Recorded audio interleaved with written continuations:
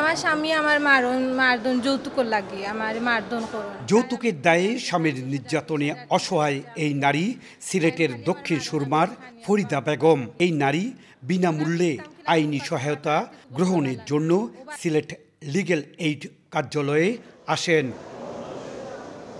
আইন, বিচার ও সংসদ বিষয়ক মন্ত্রণালয়ের আইন ও বিচার বিভাগের অধীনে প্রতিষ্ঠা করা হয়েছে জাতীয় আইনগত সহায়তা প্রদান সংস্থা।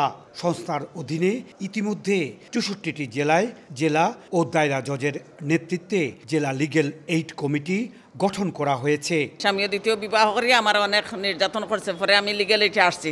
আমার বাচ্চার ভরণ পোষণ দেন না, আমি ভরণ পোষণ পাইছি। নারীরা ওইভাবে নির্যাতিত হয়ে আর তারা সংসারটা ধরে রাখতে চাচ্ছে না, তাদের মধ্যে সচেতনতা বেড়েছে। সরকার 2009 সালে 64 জেলায় জেলা ও দায়রা জজের নেতৃত্বে জেলা লিগ্যাল এইড কমিটি গঠন করে দিয়েছে।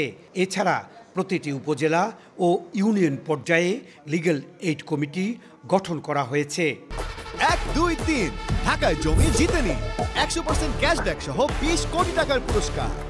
জাতীয় আইনগত সহায়তা প্রদান আইন 2015 মাধ্যমে আমাদের যে সরকারি যে আইনগত সহায়তা কার্যক্রমটা এটা সারা দেশেই ছড়িয়ে পড়ে।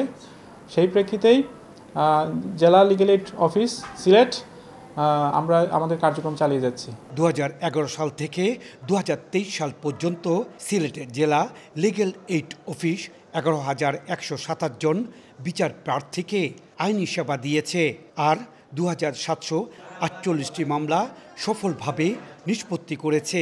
যে সমস্ত মামলাগুলি আপোষে নিষ্পত্তির যোগ্য সেই মামলার নিষ্পত্তিতে লিগ্যাল এইড অফিসার গুরুত্বপূর্ণ ভূমিকা পালন করছে।